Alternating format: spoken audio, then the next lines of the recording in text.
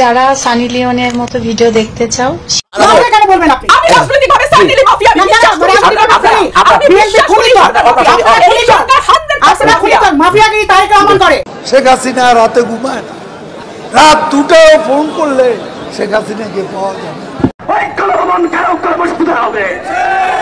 বাংলাদেশের বুকের উপর দিয়ে ট্রেন চলবে, ড্রাইভার থাকবে দিল্লির, সবকিছু মনিটরিং করবে দিল্লি। এটি হলো দেশ বিক্রির চুক্তি। ভারতীয় লোকসভার বা ভারতের যে সংসদ, সেই সংসদের অধিবেশন চলছে এবং সেই সংসদকে কেন্দ্র করে ফ্লোরে অর্থাৎ লোকসভার ভিতরে সরকারি দল নরেন্দ্র মোদীর বিজেপির সদস্যগণ আর বিরোধী দল বিশেষ করে রাহুল গান্ধীর নেতৃত্বে কংগ্রেসের সদস্যগণ এবং তাদের 1996 থেকে 2001-এর অক্টোবর পর্যন্ত আওয়ামী লীগ ক্ষমতায় ছিল। তো এই বছরে ক্ষমতায় আসার সাথে সাথে বিএনপি কিভাবে দুর্নীতিতে বিশ্ব চ্যাম্পিয়ন হয়, এটা সিম্পলি প্র্যাকটিক্যাল না আর কি। কারণ ফাইন্যান্সিয়াল ইয়ারের হিসাব করলে 1999 অথবা 2000 থেকে জুন থেকে 2001-এর জুলাই পর্যন্ত যে সময়টা, পুরো সময়টা বাজেট প্রণয়ন খরচ করার দায়িত্ব ছিল আওয়ামী লীগের। অতএব আমরা দুর্নীতিতে বিশ্ব চ্যাম্পিয়ন হয়েছি আওয়ামী লীগের সময়। এবং আওয়ামী লীগের দুর্নীতির অবস্থা এমন ছিল যে এইটা 4 বছর পর্যন্ত আমরা চ্যাম্পিয়ন হয়েছি, 5 বছর পর্যন্ত চ্যাম্পিয়ন হয়েছি। কারণ এই দুর্নীতিকে অ্যাড্রেস করতে তখনকার বিএনপি সরকারকে এই পরিমাণ সময় নিতে হয়েছে। দ্বিতীয়ত দেখেন যে বাংলাদেশের দুর্নীতির আলাপ আসলেই বাংলাদেশের গণমাধ্যমগুলো তারেক রহমান, হাওয়া ভবন, বিএনপি জামাত সরকার এই গল্পগুলো বলে। বিএনপির 2001 থেকে 2006-এর যে 5 বছরের বাজেট, এই টোটাল 5 বছরের বাজেট ছিল আপনার 2.5 লক্ষ কোটি টাকার মতো, 3 লক্ষ কোটি টাকা। তখন আপনারা জানেন আমাদের অর্থনীতির সাইজ ছোট ছিল, এখন অর্থনীতির সাইজ অনেক বেড়েছে। সেটা বিলিয়নস অফ ডলারের হিসাবে আপনার ধরেন 30-32 বিলিয়ন ডলার। তখন ডলারের দাম অনেক কম ছিল টাকার এগেনস্টে। এই পরিমাণ টাকা তো আমাদের এখন ট্যাক্স ওঠে 1 বছরের বেশি, বৈধভাবে ওঠে বাংলাদেশে। তাহলে সারা 5 বছরের রাষ্ট্রের সকল সম্পত্তিও যদি বিএনপি, তারেক রহমান, হাওয়া ভবন খেয়ে ফেলে, তাও তো এক এস আলম এবং এক আওয়ামী লীগের 2-4-5টা নেতার চুরি বাটপাড়ির সমান হবে না। এই পরিমাণ টাকা তারা লুটপাট করেছে যে সারা 5 বছরে রাষ্ট্রের বাজেট ছিল 2.5 লক্ষ, 2,70,000-80,000 কোটি টাকা। তার থেকে বেশি টাকা বর্তমানে ট্যাক্স ওঠে প্রতি বছরে। তাহলে এই যে লুটপাটকে প্রাতিষ্ঠানিক রূপ দেবার যে ঐতিহাসিক বাস্তবতা, এটার সাথে আওয়ামী লীগ জড়িত। বাংলাদেশে আমরা এই দুর্নীতিতে ট্রান্সপারেন্সি ইন্টারন্যাশনাল যে আমাদেরকে বিশ্ব চ্যাম্পিয়ন করেছে, এটা হয়েছে আওয়ামী লীগের সুবাদে। টিআইবির কাছে প্রশ্ন, আমরা এখন দুর্নীতিতে চ্যাম্পিয়ন হই না কেন?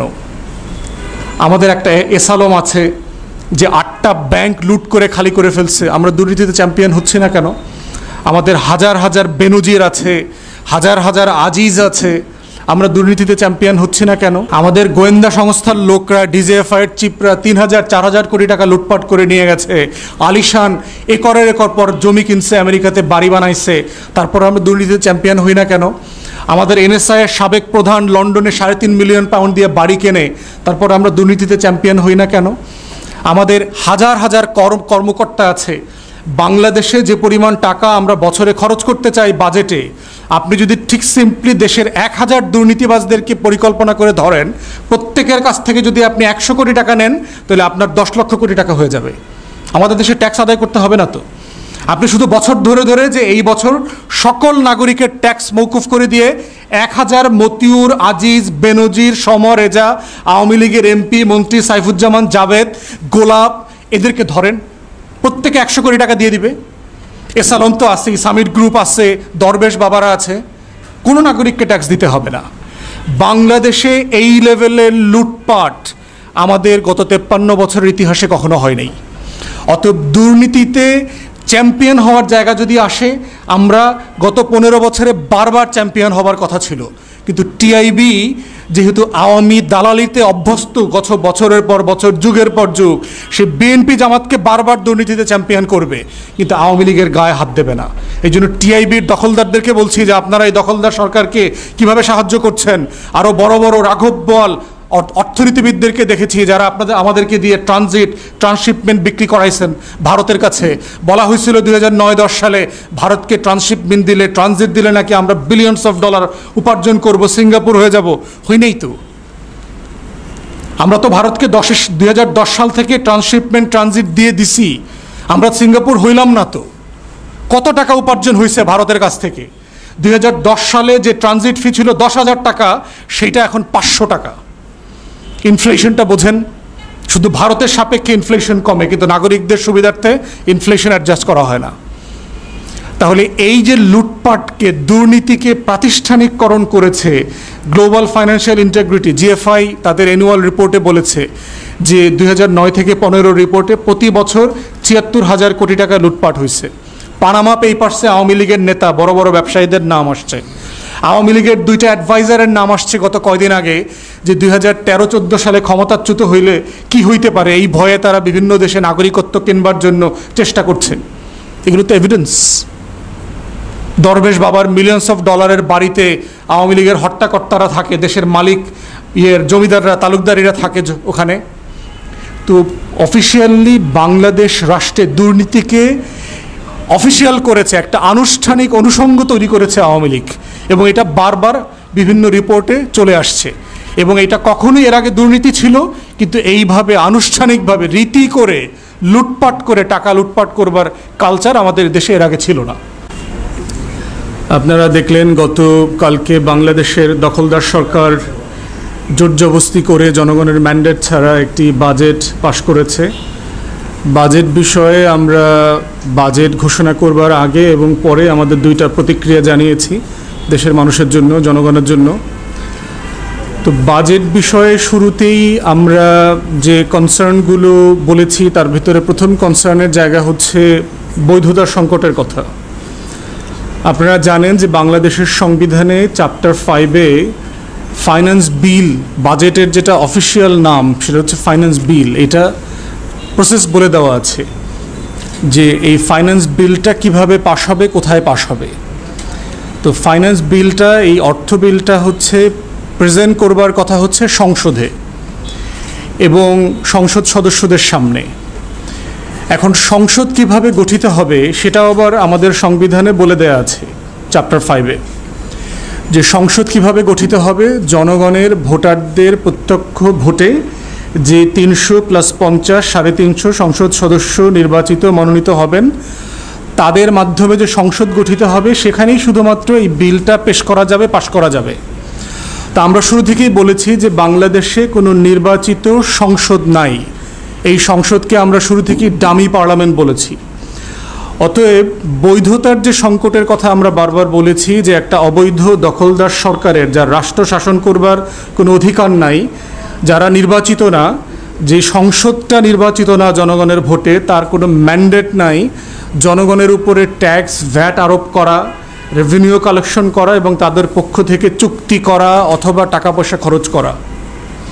তো এই বৈধতার বাস্তবতাতেই আমরা বলেছি যে বাংলাদেশ শাসক যে গোষ্ঠী আছে বাংলাদেশের, তাদের এই বাজেট পেশের এখতিয়ার প্রশ্নবিদ্ধ এবং এই এখতিয়ারের ঐতিহাসিক বাস্তবতা আছে। আমি যদি ইতিহাস থেকে বলি আপনাদেরকে, অষ্টাদশ শতাব্দীর কথা, যখন আমেরিকা ব্রিটিশ কলোনিতে ছিল, 1776 সালে আমেরিকা স্বাধীন হয়। 1773 সালে ব্রিটিশ পার্লামেন্টে একটা আইন পাশ করা হয় টি অ্যাক্ট নামে, চা আইন নামে, যেটার মধ্যে কথা ছিল যে আমেরিকার বর্তমান যে যুক্তরাষ্ট্র আছে সেখানে চা বিক্রি করতে পারবে কারা এবং কি পরিমাণ তাকে কর দিতে হবে। সেখানে ব্রিটিশ পার্লামেন্টের আইনে বলে দেওয়া ছিল যে এই চা বিক্রির স্ট্যাটাসটা পুরোটা ইস্ট ইন্ডিয়া কোম্পানিকে দিয়ে দিয়েছে। এবং আপনারা জানেন এই চা প্রডিউস করে কোথায়? এই আমাদের এইখানে, এই বেঙ্গলে, আসামে, এই অঞ্চলগুলোতে চা প্রডিউস করে এই চা তারা পুরো আমেরিকার মার্কেটে বিক্রি করবে এবং সেখান থেকে পুরো ট্যাক্স কালেকশন করবে তারা। এই প্রেক্ষাপটে 1773 সালে একটা বস্টন টি পার্টি মুভমেন্ট শুরু হয়েছিল আমেরিকাতে, ম্যাসাচুসেটসে, যাদের মুদ্রা কথা ছিল সানস অফ লিবার্টি। তার যে সংগঠনটা এটা উদ্যোগ নিয়ে করেছে, তার ভিতরে নেটিভ আমেরিকানরা ছিলেন, যাদের মুদ্রা কথা ছিল যেই ব্রিটিশ পার্লামেন্টে আমেরিকার কলোনির কোনো প্রতিনিধিত্ব নাই, সেই ব্রিটিশ পার্লামেন্ট আমাদের উপরে কোনো কর আরোপ করা না করা, আমাদেরকে নিয়ে কোনো আইন করা না করার কোনো বিধান তৈরি করতে পারে না। সেখান থেকে একটা বিখ্যাত ফ্রেজেস পলিটিক্যাল ডিকশনারিতে আসে, সেটা হচ্ছে নো ট্যাক্সেশন উইদাউট রিপ্রেজেন্টেশন। জনগণের নির্বাচিত প্রতিনিধিত্ব ছাড়া রাষ্ট্রের কারো কাছে কর দিতে জনগণ বাধ্য না। এবং শুধু সেই সময় না, এর আগে আমরা ব্রিটিশ হিস্ট্রিতে দেখেছি যে কিং জন যখন ছিল সেই 12-13 সেঞ্চুরিতে মেগনা কার্টার প্রভিশন আসছে যে রাজা চাইলেই কারো লর্ডশিপ, ব্যারনশিপ, জমিদারি কেড়ে নিতে পারে কিনা, ট্যাক্স বাড়ানো কমানো করতে পারে কিনা। এটা নিয়ে ব্রিটেনে বছরের পর বছর যুদ্ধ হয়েছে, সিভিল ওয়ার হয়েছে নিজস্ব আভ্যন্তরীণ রাজা বাদশাহ মহারাজাদের মধ্যে।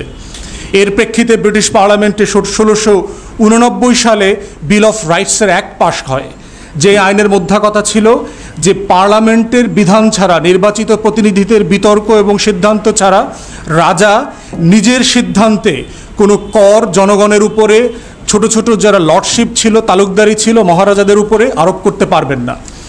অতএব মডার্ন ডেমোক্রেসিতে যেহেতু আমরা একটা ওয়েস্টমিনিস্টার পার্লামেন্টের ট্র্যাডিশন ফলো করি, এই বাস্তবতাটা বাংলাদেশের জন্য আজকে প্রযোজ্য হয়ে আসছে যে একটা অনির্বাচিত অগণতান্ত্রিক দখলদার সরকারের কোনো বাজেট পেশ করার অধিকার যেমন পলিটিক্যাল ডেমোক্রেসিতে থাকে না, আমাদের কনস্টিটিউশন মোতাবেকও থাকে না। এবং সেই জন্য আমরা বরাবর বলেছি এই বাজেটের সাথে আমাদের জনগণের কোনো সম্পর্ক নাই। এই জনগণের সাথে সম্পর্ক হচ্ছে শুধু লুটপাটের সম্পর্ক। তাদের কাছ থেকে টাকা লুট করবে, নিজেরা ভোগ দখল করবে, বিদেশে পাচার করবে। এবং দেখেন যেই কনসার্নের কথা আমরা বাজেটের প্রি বাজেট এবং পোস্ট বাজেট আলোচনাতে আমরা রেখেছিলাম, জাতির দৃষ্টি আকর্ষণ করেছিলাম, তার কোনো কিছুই তারা সংশোধন করে নাই। তার কোনো কিছুতেই তারা জনগণের স্বার্থ বিবেচনা করবার প্রয়োজন মনে করে নাই। আমরা বলেছিলাম যে কালো টাকা সাদা করবার যে প্রভিশন সেটা বাতিল করতে হবে, কিন্তু আমরা দেখলাম যে সেটা বাতিল করা হয় নাই। 15% ট্যাক্স দিয়ে সেই টাকা হালাল করবার বিধান তারা রেখে দিয়েছে। কিন্তু যারা বৈধভাবে গতর খাটিয়ে মাথার ঘাম পায়ে ফেলে পয়সা উপার্জন করবেন তারা 25-30% পর্যন্ত ট্যাক্স দেবেন। আমরা বলেছিলাম যে ব্যাংকিং খাতে যে অরাজকতা চলছে, যাচ্ছে তাই চলছে, 38টা ব্যাংক রেড জোনে আছে, এই ব্যাংকিং সেক্টরে ডিসিপ্লিন ফিরায় নিয়ে আসা, শৃঙ্খলা ফিরায় নিয়ে আসার কথা। আমরা দেখলাম ন্যূনতম কোনো ডিসিপ্লিন ফিরায় নিয়ে আসার কোনো লক্ষণ আমরা দেখতে পাচ্ছি না। আমরা একের পর এক খবর দেখতে পাচ্ছি এস আলম কীভাবে ডজি ভুয়া কোম্পানি করে এই কোম্পানিগুলোর অ্যাগেনস্টে হাজার হাজার কোটি টাকা ঋণ নিয়ে বিদেশে পাচার করছে। আমরা আমাদের আগের ব্রিফিংয়ে বলেছি যে বিদেশি বিনিয়োগকে অ্যাট্রাক্ট করবার জন্য যে বিজনেস ক্লাইমেট, ব্যবসা করবার যে পরিবেশ বান্ধবতা তৈরি করা দরকার, সেটা তৈরি করবার কোনো গাইডলাইন, ইনস্ট্রাকশন আমরা দেখলাম না। আমরা বলেছিলাম যে উচ্চ মূল্যস্ফীতি নিয়ন্ত্রণ করবার জন্য যেই অলিগার্কদের উপরে, সিন্ডিকেটের উপরে ক্র্যাকডাউন করা দরকার, যেই ডিসিপ্লিন করা দরকার, তার ন্যূনতম কোনো ডাইরেকশন এই বাজেটে আমরা দেখতে পাচ্ছি না। আমরা বলেছি যে ঋণ এবং ঘাটতির উপরে ভিত্তি করে রাষ্ট্রের টাকা লুটপাট করবার যে বাজেট, এই বাজেটটা অবাস্তবায়নযোগ্য। বলা হচ্ছে যে প্রায় 5 লক্ষ কোটি টাকা তারা ট্যাক্স কালেকশন করবে, কিন্তু আমাদের ট্যাক্স কালেকশনের হিস্ট্রিতে 3,20,000 কোটি টাকার বেশি ট্যাক্স কালেকশনের হিস্ট্রি নাই। তাহলে 5 লক্ষ কোটি টাকা কোথায় আসবে? কোত্থেকে এই টাকা আসবে? আসবে হচ্ছে বিদেশে ধারের টাকা দিয়ে। গত বছরে আমরা দেখলাম $3 বিলিয়ন উপরে শুধুমাত্র কর্য এবং